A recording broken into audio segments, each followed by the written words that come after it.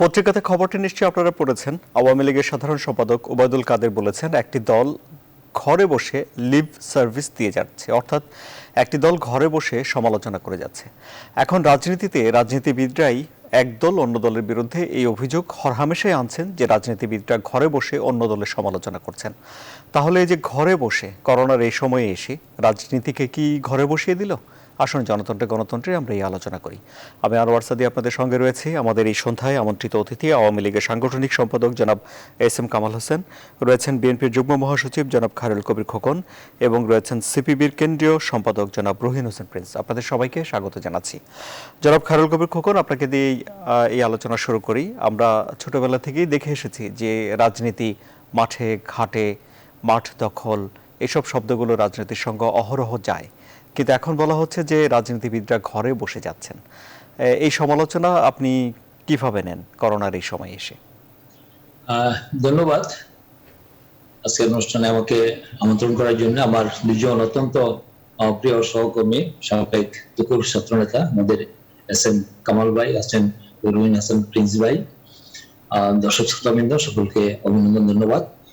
তো বিষয়টি প্রাসঙ্গিক। আমাদের বর্তমানে কোভিড-19 প্যান্ডামিকের কারণে গোটা বিশ্ব যেখানে স্থবির, এখানে ডেডলক কলাপস হয়ে যাচ্ছে, এখানে আমরা তার বাইরে নই। তো আজকে দেশের এই 1.5 বছর যাবৎ আমরা আজকে এই কোভিডের সাথে লড়াই করছি, এই অদৃশ্য শক্তির সাথে লড়াই করে যাচ্ছি। তো লড়াই করতে গিয়ে আমাদের সেখানে রাজনীতির পাশাপাশি আমাদের জীবন জীবিকা রক্ষা করার জন্য এবং আমাদের ব্যবসা বাণিজ্য, আমাদের সামগ্রিক জীবনকে পরিচালিত করার জন্য যা যা করার দরকার আমরা সবই আমরা করছি। কিন্তু আজকে এই যে কথাটি আপনি যে শুরু করলেন যে আমরা ঘরে বসে বিবৃতি দিচ্ছি, আমরা রাজনীতি করছি, ঘরে বসে তো আমাদের ঘরে বসিয়ে দেওয়া হচ্ছে। কারণ এখানে আমরা তো মানে এক হলো যে এখন কোভিড-19 কারণে এখন হচ্ছে মানে প্রকাশ্যে মানে স্বাস্থ্যবিধি মেনে আমাদেরকে আমাদের সমস্ত কর্মকাণ্ড করতে হচ্ছে। তাছাড়া যখন স্বাভাবিক অবস্থা ছিল তখনও তো আমাদের স্বাভাবিক রাজনীতি যেটা আমরা বিরোধী দল হিসাবে, বিরোধী দল হলো যে আমাদের শ্যাডো গভর্নমেন্ট, আমরা সেখানে আমাদের স্বাভাবিক আমাদের দলীয় কর্মকাণ্ড, আমরা দেশ জাতি এবং দেশের সামগ্রিক পরিস্থিতি নিয়ে, সরকারের ব্যর্থতা নিয়ে আমরা কথা বলবো, এটাই স্বাভাবিক। কিন্তু আজকে সেখানে কথা বলার মতো সেই পরিবেশটা আছে। আমরা কথা বলতে গেলেই আমাদের বিরুদ্ধে মামলা, হামলা, গুম, খুন, নির্যাতন নেমে আসে এবং আমাদেরকে মিছিল করতে দেয় না, মিটিং করতে দেয় না, একটা মানববন্ধন করতে দেয় না। আমরা একটি মিছিল করতে গেলে সেখানে অনুমোদনও দেওয়া হয় না। সেখানে বিভিন্নভাবে আমাদেরকে ঘরোয়াভাবে আমরা কথা বলতে পারি না। দেশে একটি সামরিক স্বৈরাচার থেকে যে অবস্থা, সেই অবস্থার মধ্যে আমরা মনে আছি যে মানে আমরা স্বাধীন সার্বভৌম রাষ্ট্রে আমরা আজকে মনে হয় যে আমরা পরাধীন। আমাদের আজকে যে আইনের শাসন, বিচার বিভাগের স্বাধীনতা, আমার মৌলিক অধিকার, আমার যে মত প্রকাশের স্বাধীনতা, আমার সেই মত প্রকাশের স্বাধীনতা আজকে নেই। যেই কারণে আমরা দেশ স্বাধীন করেছিলাম লক্ষ শহীদের রক্তের বিনিময়ে, সেই মুক্তিযুদ্ধের চেতনা, মূল্যবোধ অর্জন, আজকে সমস্ত কিছু বিসর্জন। কারণ আজকে দেখতে পাচ্ছি যে এই সরকার সমস্ত কিছুই, সরকার দেশ পরিচালনায় সম্পূর্ণ ব্যর্থ। এবং আমরা এই কোভিড-19 সেখানে আমরা দেখতে পাচ্ছি যে সেটা নিয়ন্ত্রণ করতে তারা ব্যর্থ হয়েছে, গ্লাস করে ফেলেছে এবং তারা অপরিকল্পিত লকডাউন, শাটডাউন করে আজকে মানুষের জীবনকে দুর্বিষহ করে তুলেছে। আমরা দেখতে পাচ্ছি যে সেখানে কিভাবে আমাদের যারা নিম্ন মধ্যবিত্ত এবং দারিদ্র সীমার নিচে চলে গেছে, আজকে 7 কোটি মানুষ, আজকে প্রায় 2.5 কোটি মানুষ আজকে নতুন করে দারিদ্র হয়েছে এবং 5 কোটি মানুষ আজকে বাংলাদেশে এখন শিক্ষিত, অর্ধশিক্ষিত, বেকার রয়েছে আমাদের দেশে। এখন অর্থনৈতিকভাবে আজকে দেশের অবস্থা নাজুক। আমরা দেখতে পাচ্ছি দ্রব্যমূল্য মানুষের ক্ষমতার বাইরে, আজকে আইন শৃঙ্খলা পরিস্থিতির অবনতি এবং আমাদের শিক্ষা ব্যবস্থার ধ্বংস। এই যে আজকে সামগ্রিক অবস্থা আমরা দেখতে পাচ্ছি যে সেখানে সেই অবস্থা আমরা দেখতে পাচ্ছি যে শিক্ষার কোভিডের কারণে যখন জীবন স্থবির হয়ে যাচ্ছে, সরকার মানে সেই নিয়ন্ত্রণ করতে ব্যর্থ হচ্ছে। আমরা যখন সহযোগিতা করতে চাই আমাদেরকে দূরে ঠেলে দেওয়া হচ্ছে। আমাদের তখন আমরা সঙ্গত কারণেই আমরা তখন বিবৃতির মধ্যেই আমরা কাজ করবো। আমরা বাইরে গেলে আমাদেরকে সেখানে সে করোনা ভাইরাস কে আমরা স্বাস্থ্যবিধি মেনে আমরা সমাজ সোশ্যাল ডিস্টেন্স মেনে আমরা আমাদের কাজ করতে যাব, সেখানে আমাদের কাজ করতে দেওয়া হচ্ছে না, সেখানে আমরা কাজ করছি। তারপরে এই প্রতিকূল অবস্থার মধ্যে আমাদের দলের পক্ষ থেকে আমরা সারা দেশে আমরা বিনামূল্যে চিকিৎসা দেওয়ার জন্য দলের অ্যাক্টিং চেয়ারম্যান তারেক রহমানের নির্দেশে আমরা বিনামূল্যে চিকিৎসা দেওয়ার জন্য আমরা হেলথ সেন্টার খুলেছি প্রত্যেকটি জেলায় জেলায় এবং গ্রামে গঞ্জে পাড়ায় মহল্লায় দিচ্ছি। তার আগে আমরা দিয়েছিলাম খাদ্য সহায়তা দিয়েছি, অর্থ সহায়তা দিয়েছি, এখন আমরা সাধ্যমতো আমরা দেওয়ার চেষ্টা করছি।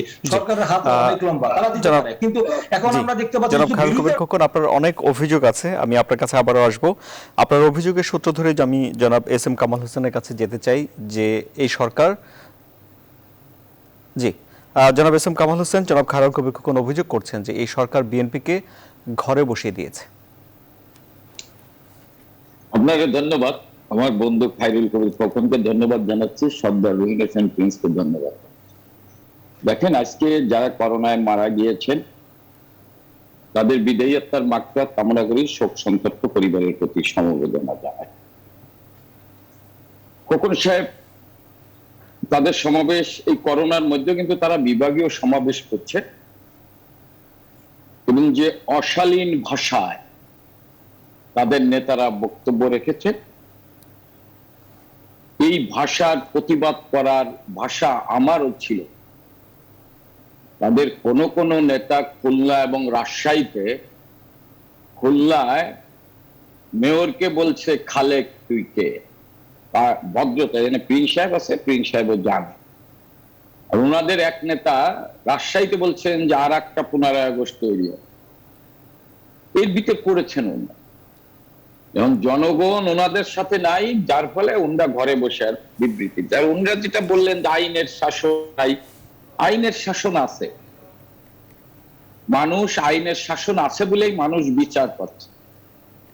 আইনের শাসন আছে বলেই ওনার নেত্রী দুর্নীতি মানে এতিমের টাকা আত্মসাৎ করার কারণেই মহামান্য আদালত সাজা দিয়েছেন এবং উচ্চ আদালত 3টি কারণে ওনার নেত্রীকে রায় দেন। উনি ব্যর্থতার কথা বলছেন। ব্যর্থতা তো আমাদের খোকন ভাইদের ব্যর্থতা দিতে তারা হাবুডুবু খাচ্ছে। আমি একটু বলি, দেখেন, এই সরকারকে ব্যর্থ সরকার বলেন। একটি ল্যাব ছিল না। গতকাল 639টি পরীক্ষা কেন্দ্রে করোনা টেস্ট হয়েছে। আজকে আপনার এই টেলিভিশনের হেডলাইন প্রায় 52,500 জনের করোনা টেস্ট হয়েছে। অথচ যখন এই বৈশ্বিক মহামারী দেখা দেয় তখন একটি ল্যাব টেস্ট করার মতো অবস্থা ছিল না। ডাক্তার তার ডাক্তার বন্ধুর খবর নিত না, সন্তান মার খবর নিত না, সন্তান বাবার খবর নিত না। সেই দূর সময়, কঠিন সময় আজকের প্রধানমন্ত্রী নিজে সরাসরি দেখভাল করার মধ্যে দিয়ে আজকে বাংলাদেশে কিন্তু 639টি কেন্দ্রে করোনা টেস্ট হচ্ছে। দেখেন, খোকন ভাই বললেন যে আমাদের ষড়যন্ত্রের বন্ধ। আমি একটু বলি, জাতীয় আন্তর্জাতিক ভাবে যখন বিশ্ব হিমশিম খাচ্ছে করোনা বৈশ্বিক মহামারীর কারণে, উন্নত দেশগুলোতে আপনার লাশের পর লাশ, মানুষ মারা যাচ্ছে। আমি একদিন সামাজিক যোগাযোগ, একজন বাঙালি হিন্দু পরিবার, বাড়ির যিনি হাজবেন্ড মারা গিয়েছেন, মহিলা 2টি সন্তান নিয়ে লাশ, সামনে লাশ নেওয়ার লোক নেই। সেই সময় বাংলাদেশে অপপ্রচার চালানো হয়েছে যে 20 লক্ষ লোক না খেয়ে মারা যাবে। এটা বিরোধী দল এবং তাদের যে সমস্ত বন্ধুরা বিদেশে আছেন তারা বসে এই অপপ্রচার গুলো চালিয়েছেন। আপনি আমার চাইতে ভালো জানেন। সেই অপপ্রচার আতঙ্কের মধ্যে মানুষকে ঠেলে দেওয়া হয়েছে এবং আল্লাহর রহমতে একটি লোক না খেয়ে মারা যায়নি। মাননীয় প্রধানমন্ত্রী সততা, সাহসিকতা, দেশপ্রেমে সঠিক সময় সঠিক সিদ্ধান্ত নেওয়ার কারণে একটি লোক না খেয়ে মারা যায়নি। হ্যাঁ, করোনায় অনেক চিকিৎসক মারা গিয়েছেন, অনেক আইন শৃঙ্খলা রক্ষাকারী বাহিনী মারা গিয়েছেন, আমাদের জাতীয় নেতারা মারা গিয়েছেন, অনেকেই মারা গিয়েছেন, কিন্তু মৃত্যুর হার উন্নত দেশগুলোর চেয়ে আমাদের দেশে কম ছিল। তারপরে আমরা আরো খুশি হতাম যদি এই করোনা মহামারীতে একটি লোক না মারা না যেত, যদি প্রতিটি লোক সুস্থ থাকতো, আমরা আরো খুশি হতাম। আজকের মাননীয় প্রধানমন্ত্রী বেশি খুশি হতো। তারপর আমাদের কাছ থেকে কিছু লোক হারিয়ে গিয়েছে। আপনি ভ্যাকসিন নিয়ে আমি কথা বলি, একজন বিএনপির একজন আবাসিক নেতা আছে যিনি তারেক জিয়ার কথায় চলেন আর ওঠেন। তিনি কি বললেন, আপনি আপনার ভিডিও ফুটেজটা বাইর করেন তো।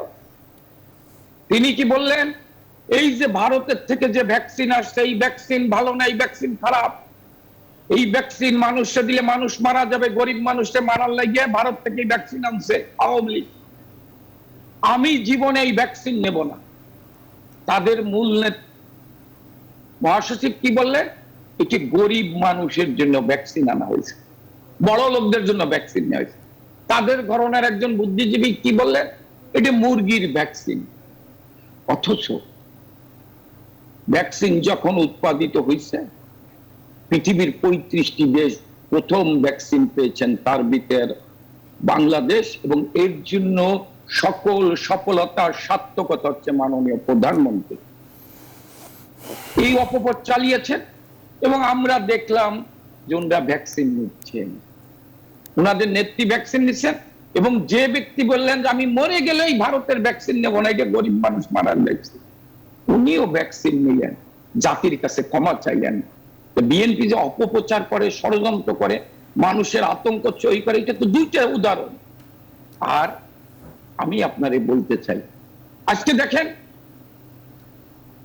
ভ্যাকসিন আসছে, 7 তারিখ থেকে প্রতিটি ইউনিয়নে কমিউনিটি সেন্টারে ভ্যাকসিন দেওয়া হবে আইডি কার্ড দেখে। এবং এই যে ভ্যাকসিন আসছে, হ্যাঁ মাঝখানে ভ্যাকসিনের একটি সংকট তৈরি হয়েছিল, আজকে যে ভ্যাকসিন আসছে পৃথিবীর অনেক দেশ ভ্যাকসিন পাচ্ছে না, কিন্তু বাংলাদেশ 21 কোটি ভ্যাকসিন আনার ব্যবস্থা করেছেন, চুক্তি করেছেন, শুরু হয়েছে। আজকে আমি আপনাদের হেডলাইনে দেখলাম যে চীনের থেকে 30 লক্ষ আরো ভ্যাকসিন আসতেছে।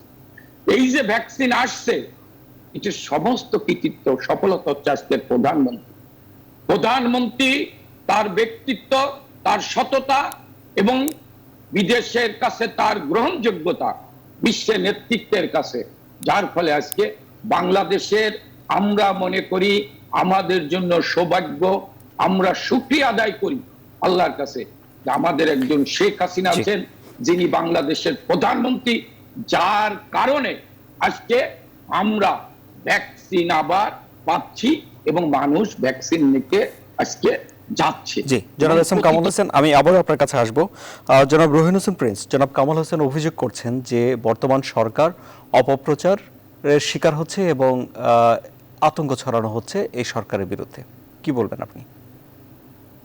ধন্যবাদ আপনাকে। আমি আলোচকদেরকে শুভেচ্ছা জানাচ্ছি এবং যারা শুনছেন সবার শুভ কামনা করছি, কারণ আমরা একটা সংকট সময় পার করছি। দেখুন, আমি একটু, আপনি যে সব প্রশ্ন দিয়ে আজকের এই আলোচনাটা শুরু করলেন, সেটা হচ্ছে একটু প্রধান সারি বলতে ভোটের বিবেচনায় আমাদের এই রাজনৈতিক দলের, বর্তমান ক্ষমতাসীন দল এবং অন্যদের যে কথামালার পাল্টাপাল্টি, মানে এই দুঃসময়ে এইটাও আমরা একটু দেখতে, জনগণ দেখলো যে এই পাল্টা কথার রাজনীতিটাও বন্ধ হলো না, যেখানে প্রধানত দায়িত্বশীলতা নাই, জনগণের সংকটটা সেখানে প্রধান নাই, এটা আপনি দেখবেন। সুতরাং আপনি যে কথা আমাকে জিজ্ঞেস করলেন, এই নানা জায়গায় এই পাল্টাপাল্টি আমরা কিন্তু প্রথম দিক থেকে দেখছি, কিন্তু আমার বিবেচনায় যে আপনাদের যাওয়ার দরকার কোথায় ছিল। হ্যাঁ, আমাদের এস এম কামাল হোসেন সর্বশেষ যেখানে শেষ করলেন যে এখন আমাদের টিকার পরিমাণ আছে, আসছে, জনগণ কি বলে যে নেওয়ার একটা সুযোগ তৈরি হচ্ছে, শেষ কথাটা তো ঠিক, মিথ্যা না। কিন্তু যদি শেষ কথাটাকে দিয়ে আমি শুরু করি, দেখুন শুরুতে টিকার যে চুক্তিটা আমাদের হয়েছিল, যে পরিমাণ আসার কথা ছিল আসে নাই, মনে রাখা দরকার। আমি এখানে দোষারোপের কথাটা বললাম না বা কোনো আলোচনায় গেলাম না এটা নিয়ে। তাহলে কি মনে রাখবো? আমি মনে রাখার জায়গা এইটাই যে শুধু আমরা যে কি বলবো যে এক জায়গায় থেকে যদি আমরা পাই কি বলে যে প্রতিশ্রুতি পাই, তাতেই শেষ পর্যন্ত পাবো কিনা আমাকে প্রতি মুহূর্তে ক্রস চেক রেখে বিকল্প পথ এবং বিকল্প পথের অনুসন্ধান করে আগাতে হয়। এটা একটি কাজ। আরেকটা সবচেয়ে বড় কাজ, যদি আপনি দেশবাসীকে সবাইকে টিকা দেওয়ার উদ্দেশ্য যথাসময়ের মধ্যে পূরণ করতে চান, তাহলে বাংলাদেশে এই টিকা উৎপাদন করতে হবে। আমাদের দেশের প্রতিষ্ঠানদের যদি নিজেদের উদ্ভাবিত থাকে ভালো, না হলেও অন্য যেগুলো আছে সেটা জয়েন্ট ভেঞ্চারে করতে হবে। এবং আমরা যে টিকার রাজনীতি শিকার হয়ে গেলাম, আমরা শুধু না, আজকে এই গরিব দেশগুলো, তৃতীয় বিশ্বের দেশগুলো জানেন এখনো পর্যন্ত সেটা আছে। উন্নত দেশগুলো তারা প্রয়োজনহীন টিকা কিন্তু তারা জোগাড় করে রেখেছিল এবং তারা নষ্ট করে ফেলেছে। যে মার্কিন যুক্তরাষ্ট্র, সাম্রাজ্যবাদী আমেরিকা 6 কোটি টিকা নিজেরাই পানিতে ফেলে দিতে বাধ্য হয়েছে, নষ্ট করে ফেলছে। এবং তারা অনেকে যে এই যে প্যাটার্ন যেটা তারা নিজেরা তৈরি করেছে এই মহামারীতে উন্মুক্ত করছে না। তাহলে সেই ক্ষেত্রে আমরা যাতে ভূ রাজনীতির শিকার না হই, একইভাবে আমাকে এই রাজনীতি করতে হবে আমাদের এই কি বলে বাংলাদেশ সহ বিভিন্ন আমাদের এই ধরনের ছোট ছোট দেশগুলো, আমি আর্থিক বিবেচনায় বলতে চাইছি যে তাদের সম্মিলিত উদ্যোগে এই ধরনের যে প্যাটেন্ট বন্ধ করে সব দেশকে উৎপাদনের সুযোগ দিতে হবে। এই কাজটা যদি আমরা করতে পারি, তাহলে কিন্তু আমরা জনগণের সকলের টিকা দেওয়ার জায়গাটা যথাসময় পরের জায়গায় করতে পারবো। আরেকটা হচ্ছে যে কি আমাদের দেশে এই সক্ষমতা আছে, এটা নিয়ে কোনো কোশ্চেন আমার অন্তত পক্ষে নাই যে টিকা দিতে পারা না পারা, কিন্তু সেই দিতে পারার যদি মেকানিজমটা ঠিক থাকে, যেটা বলা হচ্ছে 7ই আগস্ট থেকে দেবে, এটা ভালো খবর। আমরা যেটা বাস্তবায়ন হবে, বাংলাদেশে প্রতিদিন 10 থেকে 15 লক্ষ একটা ভ্যাকসিন দিতে পারে, এটা আমার কথা না। এখানে আমাদের যারা দায়িত্ব পালন করেন এই টেলিভিশন টক শোতে, ওনারা বলেছেন আমরা চাই সেই কাজটা যথাযথ হোক এবং এর জন্য যা যা সাপোর্ট দেওয়া হোক। এবার আমি এই কথা দিয়ে বলছি কি কারণে, ধরুন এই কাজটা করার জন্য হলো যদি আপনি একটা বড় প্রতিবন্ধকতা কি থাকবে, ধরুন টেকনিক্যাল সাপোর্ট, আমি ধরে নিলাম সেটা ওনারা দেবেন, কারণ ওটা তো আমরা কিছু করতে পারবো না। জনগণের আশার ব্যাপারে উৎসাহিত উদ্দীপ্ত করা। এবার আপনি বলেন তো ন্যূনপক্ষে এই কাজটি করতে পারবেন যদি সমন্বিত উদ্যোগ না হয়? বলেন তো শুরুতে যদি এইটা একটা মহামারী মানে জাতীয় দুর্যোগ, যার জন্য কিন্তু টিকা ব্যবস্থাপনায় বাংলাদেশের প্রশংসা আন্তর্জাতিক অঙ্গনে আছে এবং বাংলাদেশ ভ্যাকসিন হিরো পদক পেয়েছে। জি জি, আমি তো বললাম যে ওই সক্ষমতা আছে, কিন্তু মানুষ যে আসবে, আমি বলছি এখানে নানা ধরনের অপপ্রচার, আমাদের দেশে অজ্ঞতা মানুষের এই ধরনের কারণে আপনি তো ইউনিয়ন পর্যায়ে গেলে মানুষকে আনতে তো হবে। আমি এনাদের সক্ষমতা তো আমি বলেছি, এটা আমি তো দায়িত্ব নিয়ে বলেছি, সেই সক্ষমতা আছে, ওইটা নিয়ে আমার কোনো কোশ্চেন নাই, কিন্তু মানুষ তো যথাসময় আসতে হবে, টিকা তো অনেক নষ্ট হয়ে যাবে।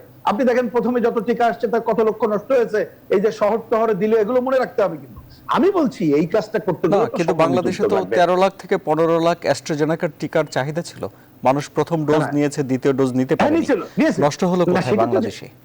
না না, এটা তাহলে আমি তথ্যটা হয়তো জানি না, বুঝাই আজকে আসছে। আমি একটু শেষ করি, না একটু শেষ করি, পয়েন্টটা ভুল বুঝেন না। বাংলাদেশের টিকা নষ্ট হয়েছে বলছেন আপনি, কোথায়? হ্যাঁ নষ্ট হয়েছে, আপনি খোঁজ নেন, আমি জাস্ট আপনি তালিকা দেখেন নষ্ট হয়েছে মানে কোথায়। আমি বলি ওই যে পারটা আপনার একটা বক্স খুললে বা একটা থেকে যে 10 জনকে দিতে হতো এবং বেশিক্ষণ ডাকলে ওটা নষ্ট হয়ে যায়, এটা কয়েক লাখ ডোজ কিন্তু ওই সময় নষ্ট হয়েছে। এইটা কারোর দোষের ব্যাপার না। আমি বলছি আপনি যথাসময়, ধরেন ইউনিয়ন পর্যায়ে আমি উদাহরণ দিই, ধরেন আপনি কোন অঞ্চলে 500 ডোজ নিয়ে গেলেন, যদি 500 নেওয়ার মতো লোক যথাসময় না আসে, ওটা যদি খুলে ফেলে এবং নির্দিষ্ট টেম্পারেচারে যদি না রাখা হয়, তাহলে কিন্তু নষ্ট হয়ে যায়। আমি বলতে চাইছি তাহলে গণটিকা কর্মসূচি যদি চলে, তাহলে সেখানে এই অপচয়টুকু ঠেকানোর কি উপায় আছে? না না, সেই কথাই তো আমি বলতে চাইছি, কথাটা একটু খেয়াল করে শোনেন। আমি বলতে চাইছি অপপ্রচার ঠেকানোর দরকার নেই, আপনি এইখানে বাস্তব কাজ করেন, যথাযথ প্রচার করেন, সেটা কি ওই 500 লোক যাতে আসে সেই ব্যবস্থা করা।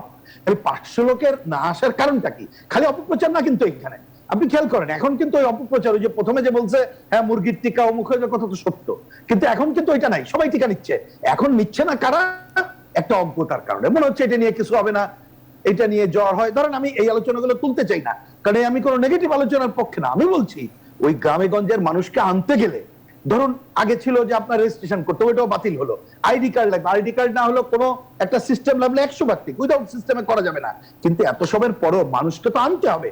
মুখ্য জায়গা কোনটা? এই মানুষকে আনতে গেলে বাংলাদেশের মতো দেশে এই ধরনের মহামারীতে একটা সমন্বিত উদ্যোগ নিতে হবে। এই কাজ যেমন একইভাবে আপনি যে স্বাস্থ্যবিধি মানার কথা বলছি, এইটা না হলে হবে না, খালি টিকা দিয়ে হবে না, সেক্ষেত্রে আপনি এটাকে একটা সামাজিক আন্দোলনে পরিণত করার জন্য একটা সমন্বিত উদ্যোগ লাগবে। অনেক ধন্যবাদ আপনাকে জনাব রহিন হোসেন প্রিন্স। আমি আবারও আপনার কাছে আসবো, বিরতিতে যাওয়ার আগে আমি 2 মিনিটের জন্য জনাব খায়রুল কবির খোকনের কাছে যেতে চাই। জনাব খায়রুল কবির খোকন, জনাব এস এম কামাল হোসেন বলছেন যে জনগণের বিএনপি জনগণের সঙ্গে নেই এবং জনগণ বিএনপির সঙ্গে নেই, তাই বিএনপি ঘরে বসে বিবৃতি দেয়। আপনার জন্য 2 মিনিট। হ্যাঁ, তো তারা তো বরাবরই তো শুধু তাদের তো আর রাজনীতি নাই, তারা কোভিডও নিয়ন্ত্রণ করতে পারছে না, দেশও চালাতে পারতেছে না, দেশ চালাতে ব্যর্থ হয়ে শুধু এখন বিএনপির বিরুদ্ধে বিষাদগার করা আর কি, মানে প্রতিনিয়ত বিএনপির দুষ্কৃতি খুঁজে বেড়ানো, সকাল থেকে সন্ধ্যা পর্যন্ত তাদের আর কোনো কাজ নেই। অধিকাংশ নেতারাই দেখি যে তাদের যে মানুষের এই যে দেশের যে একটা ভয়ঙ্কর ভয়াবহ কোভিড-19 এর কারণে যে মানব স্বাস্থ্যে যে প্রায় 20,000 মানুষের উপরে মৃত্যুবরণ করেছে এবং দিন দিন লাফিয়ে লাফিয়ে বাড়ছে, এবং ওই যে ভারতীয় ডেল্টা ভেরিয়েন্ট যেটা মানে 70 গুণ স্পিডে বেড়ে যাচ্ছে, এই যে সারা বাংলাদেশে ছড়িয়ে পড়েছে, এই যে এটা নিয়ন্ত্রণ করতে ব্যর্থ হয়েছে। তারা বললেন যে বিএনপি নেতারা বা আমাদের বন্ধু বললেন যে আমাদের টিকা ব্যাপারে বলছেন যে নেওয়া হবে না, সেটা ভারত থেকে এসে মরে গেল, জানি না কে বলছেন, সে বেগম খালেদা জিয়া নিবেন না, এই কথা তো উনি বলেন নাই, আমরা তো নিয়েছি। আমরা তো টিকার ব্যাপারে কথা বলেছি, যে টিকার ব্যাপারে যে বলছে যে টিকার সংকট নাই, ভ্যাকসিনের সংকট নাই, সংকট নাই বললেন, বলা তো ঠিক হবে না, সংকটটা হয়েছে। সংকট আমরা দেখেছি কিভাবে সংকট হয়েছে, আমরা একটি দেশের উপর নির্ভর করে আমরা দেখেছি যে ভারত থেকে ওই যে আপনার অক্সফোর্ড নিয়ে আসছিলেন সেরাম ইনস্টিটিউট থেকে, যেন 3 কোটি টাকা অগ্রিম দেওয়াও একটি দলের উপর নির্ভর করে, তাদের দলের নেতা ভ্যাকসিন সালমান রহমানের মাধ্যমে তিনি 50 কোটি টাকা খরচ করে 38 কোটি টাকা মুনাফা করেছেন, একটি টিকা থেকে $77 তিনি মুনাফা করেছেন। এটা আমরা দেখেছি যে বাংলাদেশের মানুষ কেন পেল না, মাত্র 70 লাখ পালো টিকা পেল, বাকি টিকা কেন 3 মাস যে ওই যে 14-15 লাখ লোক যে দ্বিতীয় ডোজ থেকে বঞ্চিত হলো, এটা জন্য দায়ী তো সরকারের। আমাদের একটা বিরতিতে যেতে হবে, তার আগে আমি 2 মিনিটের জন্য জনাব এস এম কামাল হোসেনের কাছে যেতে চাই। জনাব খায়রুল কবির খোকন বলছেন যে আপনারা দেশ চালাতে ব্যর্থ হয়ে বিএনপির দোষ খুঁজে বেড়াচ্ছেন। আপনার জন্য 2 মিনিট জনাব এস এম কামাল হোসেন। আমি 2 মিনিট কই, তারপর আপনি বলেন না, খোকন সাহেব অফ করার, খোকন সাহেব অফ করার। আমি যেটা বলি, খোকন সাহেব যেটা বললেন যে কে বলছে, ওনাদের আবাসিক নেতা আছেন মুখপাত্র রিজভী সাহেব, টেলিভিশন হয়তো খোকন ভাই দেখেন না, অথবা রিজভী সাহেব যখন বক্তৃতা দেয় তখন দেখেন, রিজভী সাহেব বলছেন, আপনি এখনই বাইর করেন দেখবেন, এইটিকে আমি নেব না। 1 2 হচ্ছে এই সরকার ব্যর্থ হয়েছে হচ্ছে খোকন সাহেবদের কাছে, ব্যর্থ হয়েছে খোকন সাহেবদের নেতা যিনি লন্ডনে বসে ষড়যন্ত্র করছেন কামাল হোসেনের ছেলেকে নিয়ে, আর ওই যে একজনকে ভুয়া সাংবাদিক রাজাকারের ছেলে, এরা বসে সরকারের ভাবমূর্তি হয়ে পূর্ণ করছেন। আজকে আপনি যেটা বলছেন যে ভ্যাকসিন হিরো হিসেবে এই সরকার আখ্যায়িত করেছে, আমি বলি আজকে কমনওয়েলথের মহাসচিব এই সরকার প্রধান জননেত্রী শেখ হাসিনার প্রশংসা করেছেন, ওয়ার্ল্ড ইকোনমিক ফোরাম জননেত্রী শেখ হাসিনার প্রশংসা করেছেন। আজকে আমি আপনারে বলি যে এই করোনার মধ্যে বিশ্ব ব্যাংকের মতে তারা বলছেন Bangladesh economic shows early sign of recovery amid uncertain time. Wall Street Journal সম্প্রতি শিরোনাম করেছেন Bangladesh becoming South Asian economic bull case. The Indian Express লিখেছেন Bangladesh from a basket test to a robust economy. আর the New York Times 10 March 2021 শিরোনাম লিখেছেন what can Biden's plan do for poverty, look to Bangladesh. আজকে এই করোনার মধ্যে আজকে জাতিসংঘের মহাসচিব শেখ হাসিনা প্রশংসা করছেন যে বাংলাদেশ একটি উন্নয়নশীল দেশ, একদিকে যেমন তার অর্থনীতিকে ঠিক রাখছেন এই করোনা মহামারীর মধ্যে, আবার একে মোকাবেলা করছেন এই যে বৈশ্বিক মহামারী। আমি আপনাদের যেটা বলি, দেখেন আমার ভাইরা যে বিরতি সময় হলো, জনাব এস এম কামাল হোসেন আপনি বলছেন যে বিএনপি সমালোচনা করলেও আওয়ামী লীগ সরকারের সামর্থ্য নিয়ে আন্তর্জাতিকভাবে আপনারা প্রশংসা পাচ্ছেন। আমি একটা ছোট বিরতি নেই, বিরতি থেকে ফিরে এসে আরো বিশ্লেষণ আছে, আমাদের সঙ্গে থাকুন। সুপ্রিয় দর্শক, আপনারা সবাই আবারও স্বাগত। আপনারা দেখছেন জনতন্ত্র গণতন্ত্র। জনাব রুহিন হোসেন প্রিন্স, তাহলে ইউনিয়ন পর্যায়ে টিকা দেওয়ার গুরুত্ব দিচ্ছে সরকার এবং আপনি বলছেন যে মানুষকে অনুপ্রাণিত করতে হবে, সেক্ষেত্রে রাজনীতিবিদদের, রাজনৈতিক দলগুলোর নিশ্চয়ই অনেক ভূমিকা থাকবে, কি মনে করেন আপনি? জি, দেখুন এখন তাহলে সর্বশেষে আমাদের করণীয় কি, এটা আমার কথা না, এটা বিশেষজ্ঞদের কাছ থেকে শিখেছি। একটা হচ্ছে গণটিকা কার্যক্রম সফল করা, দ্বিতীয় হচ্ছে আমাদের মাস্ক পরা সহ এই যে কি বলে স্বাস্থ্যবিধি যাতে মেনে চলে সে ব্যাপারেও মানুষকে সচেতন করা। এই কাজ করতে গেলে আমি দ্বিতীয়টার জন্য দরকার একটা সামাজিক আন্দোলন, আর গণটিকার জন্য বলা যায় এটা একটা সামাজিক আন্দোলন ছাড়া বাংলাদেশে কঠিন। কঠিন কেন এই কথা আমাদের আলোচনায় বা আমি আবারও বলেছি, সেটা হচ্ছে এই কারণ আপনি জানেন যে আমাদের দেশের মানুষের, আমি বলবো যে এটা মানুষের দোষ না, এটা আমরাই যারা রাজনীতি করি বা যারা রাষ্ট্র কাঠামোয় আছে আমরা এখনো মানুষকে ধরনের সচেতন করতে পারিনি, তাদের যে অবৈজ্ঞানিক চিন্তা চেতনাটা দূর করতে পারিনি, এই দুর্বলতা আছেই। তা সেই জায়গায় মানুষকে আমরা যদি সময় মতো না আনতে পারি, এই যে বিভিন্ন ইউনিয়ন যে কেন্দ্রগুলো হবে, আপনি কি হবে, আমি এটা ডাক্তারদের কাছ থেকে যেটা জানা, ধরুন ওষুধগুলো গেল, ওষুধ যাওয়ার পর একটা নির্দিষ্ট টেম্পারেচারে কিন্তু নির্দিষ্ট সময় রাখতে পারবেন, ওনারা এর বেশি পারবেন না। এক, দুই নম্বর, একটা শিশি খুললে আমরা আগে যেগুলো নিয়েছি এখন কোনটা কি আমি ভালো জানি না, একটা শিশি খুললে ওর থেকে 10 জনকে দেওয়া যেত একটা নির্দিষ্ট সময়।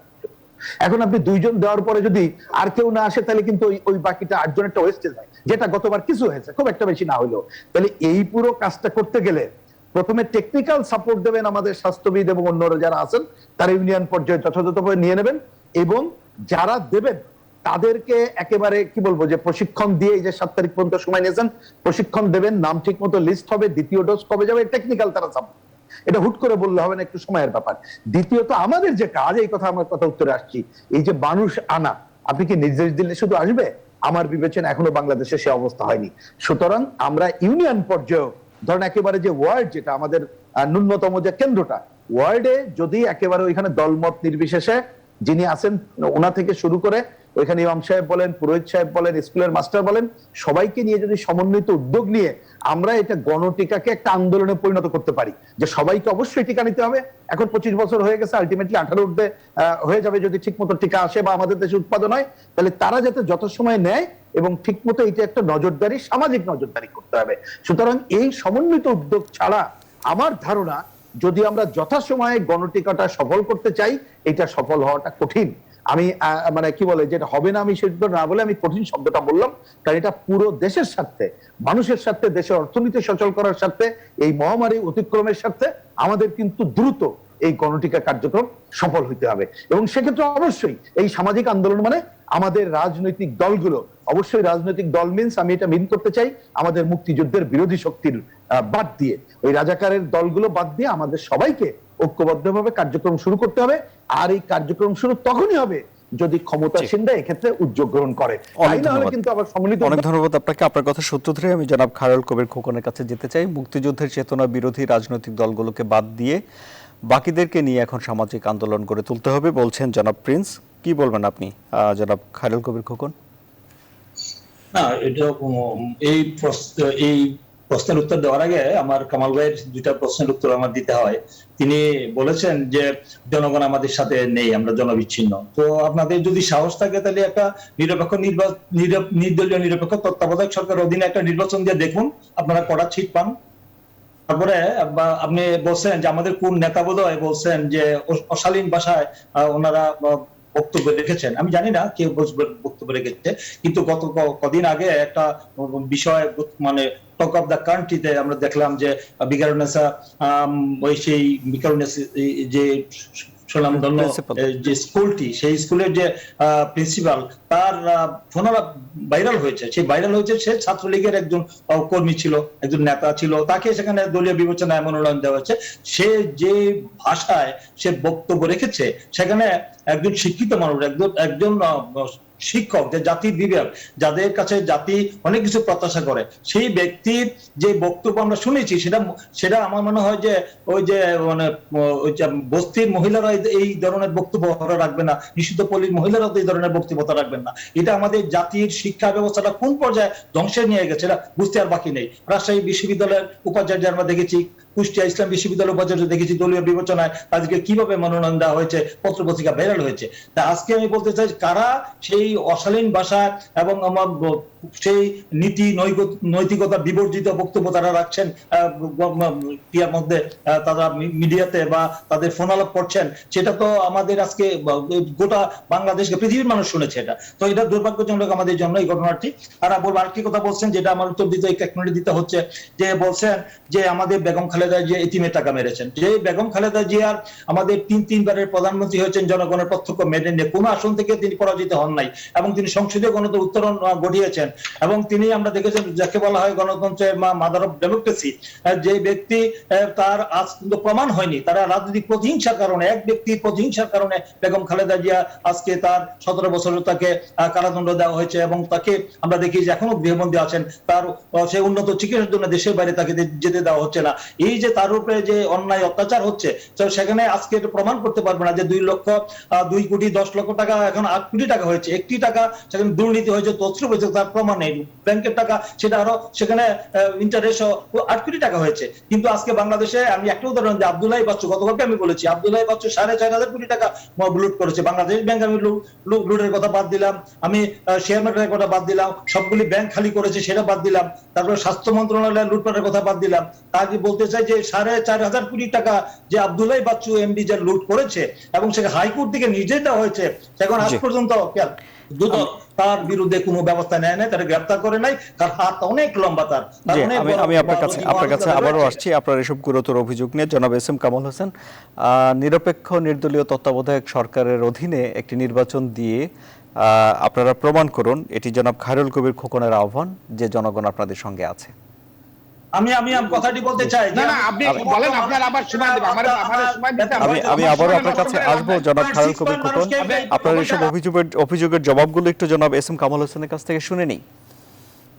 খোকন ভাই, প্রবলেমটা তো এইখানে আর কি, বলতে দেন, কথা বলতে দেন, করেছে ব্যবসা করেছে, যার কারণে খোকন ভাই বলতে দেন, এই যে জনগণ অফ করার থেকে বঞ্চিত হচ্ছে। আমরা সবাইকে জানতে চাই। অনেক ধন্যবাদ জনাব খায়রুল কবির খোকন। আমি আবারও আপনার কাছে আসবো, হ্যাঁ আপনার কাছে আবারও আমরা আপনার কাছে আসবো। তার আগে আমরা জনাব কামাল হোসেনের একটু কথা শুনে নেই। জি বলুন জনাব কামাল হোসেন। খোকন ভাইরা তো গণতন্ত্রের কথা বলেন, প্রবক্তা, কিন্তু একজনের কথা বলার সুযোগ করতে দিতে চায় না।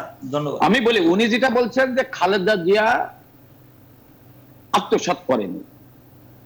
1993 সালে কুয়েতের রাজা খালেদা জিয়ার ব্যাংক অ্যাকাউন্টে 4,44,21,000 টাকা পাঠিয়েছে, এবং সেটা নাম ছিল জিয়া এতিমখানা। এদের এতিমখানায় দেয় টাকা। সেই টাকা খালেদা জিয়ার স্বাক্ষরে তারেক কোকর ব্যাংক ব্যক্তিগত অ্যাকাউন্টে জমা হয়। আমি টাকা যত পাবো, উনি খালেদা জিয়ার সাথে বাদ চুরে টেনে নিয়েছে।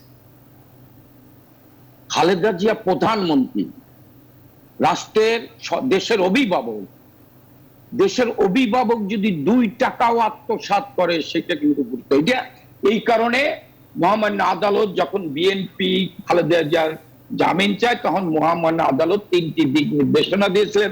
তার বিচার একটি হচ্ছে, মামলা ছিল, আমার শেষ করতে দেন খোকন ভাই, তার দিক নির্দেশ, তার বিচার ছিল এই একটি কারণ। আর উনি বললেন যে আমি বক্তৃতায় বলছি যে ভাষায় কথা বলে, উনি নিয়ে আসলেন বিকারণেসার প্রিন্সিপাল। এই প্রিন্সিপাল সবাইকে আমি শুধু এইটুকু বলি যে সে বিসি দিয়ে ঢুকছে, সে একটি কলেজের প্রিন্সিপাল ছিল, তারা এইখানে আনছে।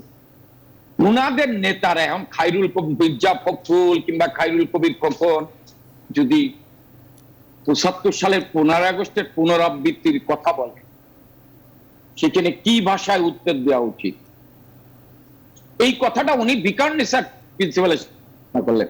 আমি খোকন সাহেব আমার বন্ধু মানুষ, ডাকসু ছিল, তার সাথে কার তুলনা করে এই কথাটা আমার আসলে দুঃখজনক। আর একটা কথা বলছি, 15 আগস্টের কথা আমার জানা নেই। আমি আর একটা কথা বলি উনাকে, উনাদের এখন উপদেষ্টা, 100 বার জয়েন্ট যুগ্ম মহাসচিব ছিলেন, রাজশাহী মিনু সাহেব বলেছিলেন, আমি নাম বললাম। আপনি এখন এই যে আমার বন্ধু প্রিন্স সাহেব বললেন, হ্যাঁ আজকে কিন্তু ভ্যাকসিন উৎপাদনেরও বাংলাদেশে পরিকল্পনা হচ্ছে। চীন এবং রাশিয়ার সাথে কথা হয়েছে। হয়তো আমরা আমাদের আজকে আমরা মনে করি যে আমরা এটাও সফল হব, কারণ আমাদের একজন শেখ হাসিনা আছে। আমি আবারও বলছি যে শেখ হাসিনা আমাদের প্রধানমন্ত্রী, এই কারণে আমরা সফল হব। আর একটা কথা প্রিন্স সাহেব বলছেন যে মানুষকে সচেতন করে তোলা, এইটা আমি মনে করি আমাকে সবাইকে যার যার জায়গায় দাঁড়িয়ে মানুষকে সচেতন করতে হবে। আর সরকার একটি নির্দেশ দিয়েছেন ওয়ার্ড লেভেলে, ইউনিয়ন লেভেলে বা ওয়ার্ড লেভেলে, যেখানে আপনার এই কমিউনিটি ক্লিনিক গুলো আছেন, যেগুলো কখন বেড়া বন্ধ করে দিয়েছিলেন জননেত্রী শেখ হাসিনা, এই 18,000 কমিউনিটি ক্লিনিক করেছেন গ্রামের মানুষকে স্বাস্থ্য সেবা দাঁড়গোড়ায় পৌঁছে দেওয়ার জন্য। সেই কমিউনিটি ক্লিনিকে ঘিরে ইউনিয়ন আপনার সরকারি কর্মকর্তা, বিভিন্ন রাজনৈতিক দলের নেতৃবৃন্দ, মসজিদের ইমাম, স্কুলের হেডমাস্টার এবং অন্যান্য সামাজিক লোকজন নিয়ে কমিটি করে এই মানুষের ভিতরে সচেতনতা গড়ে তুলতে হবে। আমি শুধু একটি অনুরোধ করব যে আপনারা অপপ্রচার করেন। যেমন ভ্যাকসিন যখন আসে তখন বিএনপি এইভাবে ভ্যাকসিন সম্পর্কে বললেন যে ভ্যাকসিন নিলেই মারা যাবে গরিব মানুষ। টেলিভিশনে প্রচার হলো, মিডিয়াতে মানে কি কয় সামাজিক যোগাযোগ মাধ্যমে আসলো, ওনাদের আবাসিক প্রতিনিধি, কেউ বলেন আমাদের ওনাদের আবাসিক প্রতিনিধি। আমি চ্যালেঞ্জ করলাম খোকন ভাই, রাজনীতি ছাড়িয়ে দেবো, আপনি রিজবির বক্তৃতা বাইর করেন, মারা যাবে এই কথা আমাদের কোন নেতা বলেন? আমি বললাম ভ্যাকসিন গরিব মানুষ মারার জন্য আছে, আপনি ডিবিসিতে আমি দেখছি বাইর করেন, যদি এটা না হয় আমি ছাড়িয়ে দেবো, আমি বিএনপি করবো না। আসেন, আমি বললাম তো, আমি না যাই না মিথ্যে তথ্য দিই না কারো সম্পর্কে, কোনো মিথ্যে কথা বলতে পারে না। না, আমি বললাম তো মিথ্যে তথ্য দেই না। আমি আপনারা বললাম, আমি মনে করি অপপ্রচার বন্ধ করে এই দুঃসময় এখানে সবাই মিলে আজকে সহযোগিতা করতে চাই, আপনারা তো সহযোগিতা করতে চাচ্ছেন। আপনারা আপনাদের, আমি সহযোগিতা করেন, আপনারা আপনাদের জায়গায় দাঁড়াই দেখেন। আপনি জানেন তখন আপনি অবশ্য ডাকসুর গিয়ে ছন্নে, হ্যাঁ, ছাত্র দলের নেতা ছিলেন, আমরা ইসলাম হিসাবরা ছিল।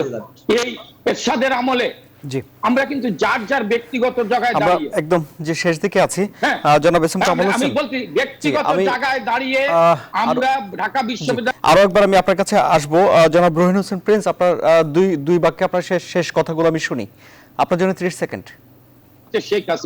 শেখ হাসিনা আমি আমরা জনাব এস এম কামাল হোসেন, আবার আমি আপনার কাছে আসবো। আমি সর্বশেষে আমি এই কথা বলতে চাই, আমি সর্বশেষে এই কথা বলতে চাই, দেখেন যখন আমরা কথা বলছি আমাদের চিকিৎসাবিদরা কি বলছেন, তারা বলছে ডেল্টা ভেরিয়েন্ট, যেমন এটা একটা কঠিন বিষয়। যেমন আজকে আমি একটা মেসেজ পেলাম একটা হসপিটাল থেকে, যে আগে যে জ্বর কাশি উপসর্গগুলো এখন না থাকলেও যদি মাথা ব্যথা হয়, জয়েন্ট হাড়ে নাকি পেইন হলেও এটা মনে করতে হবে আপনার হতে পারে। তার মানে ভেরিয়েন্ট যে পরিবর্তন করছে, এটা চিকিৎসাবিদরা আজকে দেখছে অনেক ডেঞ্জার। সুতরাং এই ডেঞ্জারের সময় একটা 2 নম্বর, এখানে অনেকেই বলছেন অগাস্ট মাস আমাদের সময় নেই আপনাদের। এই জায়গায় আমি শেষ কথা হচ্ছে, যেহেতু এই দুঃসময় পাল্টাপাল্টির কথা বাদ দিয়ে আমাদেরকে সমন্বিতভাবে এই মহামারী মোকাবেলা করতে হবে, মানুষের খাদ্য নিরাপত্তা নিশ্চিত করতে হবে, চিকিৎসা নিরাপত্তা নিশ্চিত করতে হবে। অনেক ধন্যবাদ আপনাকে জনাব খায়রুল কবির খোকন। জনাব এস এম কামাল হোসেন তো আপনাকে বেশ ভালোই চ্যালেঞ্জ দিলেন, প্রমাণ করতে পারলে উনি বিএনপি করবেন বলেছেন। আপনার জন্য 30 সেকেন্ড। কি করবেন? আমি রাজনীতি ছেড়ে দেবো, কখন সে বিএনপি করবে এটা তো আমার জানা নেই আর কি, যে কোন নেতা এই কথা বলছেন যে ভ্যাকসিন দিলে মৃত্যুবরণ করবে, গরিব মারার জন্য নিয়ে আসছে, এটা কোনো দায়িত্বশীল নেতা বলছেন আমার মনে হয় না। এটা শুধু বিরোধীদের জন্য এত বিরোধিতা।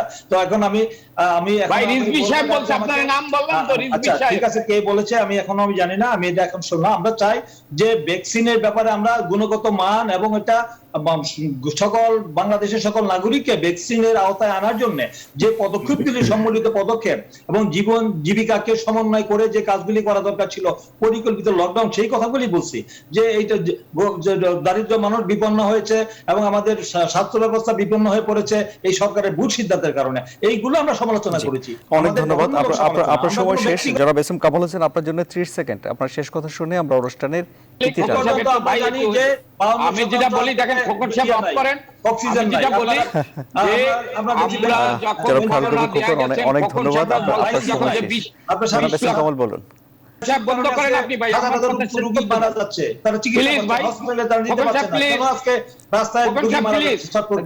জনাব খায়রুল কবির খোকন, আপনার জন্য সময় শেষ। আমাদের হাতে 30 সেকেন্ড আছে, আমরা জনাব এস এম কামাল হোসেনের কথা শুনি, বলুন। আমি একটু বলি, দেখ ওনারা বলেছিলেন 20 লক্ষ লোক খেয়ে মারা যাবে, একটা লোক না খেয়ে মারা যায়নি। মাননীয় প্রধানমন্ত্রী মারা গেছে, কথা শেষ করতে দেন না প্লিজ।